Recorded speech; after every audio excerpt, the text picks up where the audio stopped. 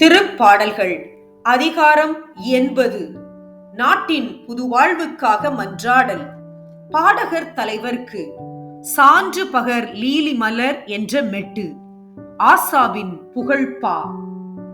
இஸ்ரேலின் ஆயரே செவிசாயும், யோசேப்பை மந்தையென நடத்தி செல்கின்றவரே, கெரூபுகளின் மீது வீற்றிருப்பவரே, ஒளிர்ந்திடும்.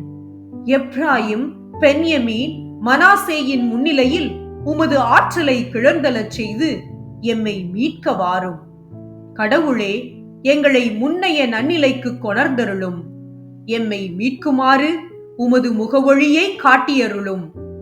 படைகளின் கடவுளாம் ஆண்டவரே, உம் மக்களின் வேண்டுதலுக்கு எதிராக எத்தனை நாள் நீர் சினம் கொண்டிருப்பீர்?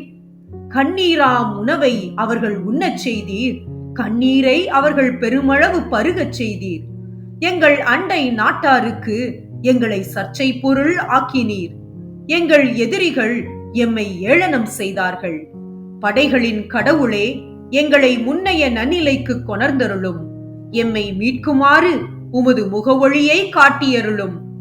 எகிப்தினின்று திராட்சை செடி ஒன்றை கொண்டு வந்தீர். வேற்றினத்தாரை விரட்டிவிட்டு அதனை நட்டு வைத்தீர். அதற்கென நிலத்தை ஒழுங்குபடுத்தி கொடுத்தீர்.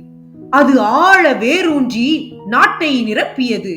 அதன் நிழல் மலைகளையும் அதன் கிளைகள் வலிமை மிகு கேதுரு மரங்களையும் மூடின. அதன் கொடிகள் கடல் வரையும் அதன் தளிர்கள் பேராறு வரையும் பரவின. பின்னர் நீர் ஏன் அதன் மதில்களை தகர்த்து விட்டீர்? அவ்வழி செல்வோர் அனைவரும் அதன் பழத்தை பறிக்கின்றனரே. காட்டு பன்றிகள் அதனை அழிக்கின்றன.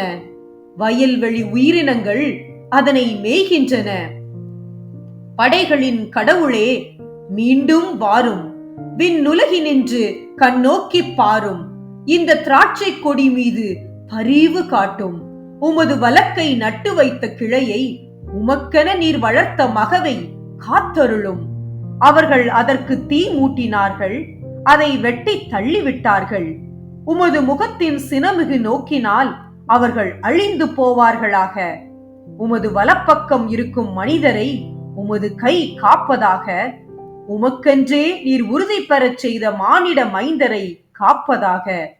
இனி நாங்கள் உம்மை விட்டு அகலமாட்டோம்.